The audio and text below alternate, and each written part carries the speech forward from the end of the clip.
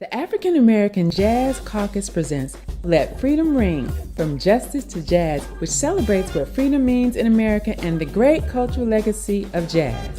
Friday, June 29th at the Indiana Landmark Center. Doors open at 6 and program begins at 7. The African American Jazz Caucus proudly presents the 2012 Jazz Masters Awards to Melvin Rhyne, world-renowned jazz organist and original member of the West Montgomery Trio. Frank B. Smith, bassist, composer, band leader, has performed with Dizzy Gillespie, Zoot Sims, Teddy Wilson, and Michelle Legrand. Benny Barth, jazz drummer with Duke Ellington and original member of the Master Sounds. What does freedom mean to you?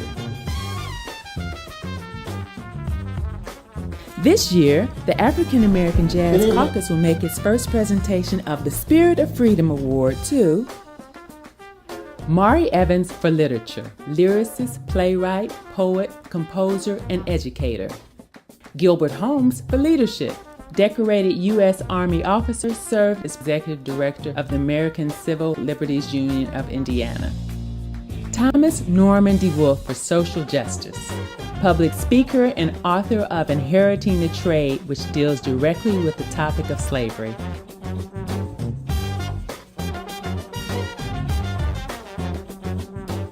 The evening entertainment will feature Thomas Brinkley on bass, Al Shakali on saxophone, Alan Burke on keyboards, with special guest Sedalia Marie. Come, join the African American Jazz Caucus on Friday, June 29th at 7 p.m. for the 2012 Let Freedom Ring From Justice to Jazz event at the beautiful Indiana Landmark Center, 1201 North Central Avenue. Admission to the event is free. Don't miss it. Doors open at 6 p.m. Good evening, everyone. I sure wish I could be there with you this evening as you gather together to celebrate freedom and as you honor the significant contributions of jazz and jazz musicians. And I want to express my deep gratitude to the African American Jazz Caucus for the Spirit of Freedom Award for Social Justice. Back in 2001, my cousin Katrina Brown invited me and 8 distant cousins to retrace the steps of our slave-trading ancestors from Rhode Island to Ghana and Cuba and back. Our journey was documented in the film Traces of the Trade and in my first book, Inheriting the Trade. I learned firsthand just how far we still have to go to live up to the ideals upon which this nation was founded. Thank goodness that on this long, difficult road we travel toward freedom, music has been our companion, has always led the way. Jazz, in particular, was a civil rights movement before there was a civil rights movement, with roots in both African and European music that blended in America to become jazz. For the most part, the message has been that if you can play, or if you simply love music, you're welcome to join in. Music, at its very core, models how we can coexist.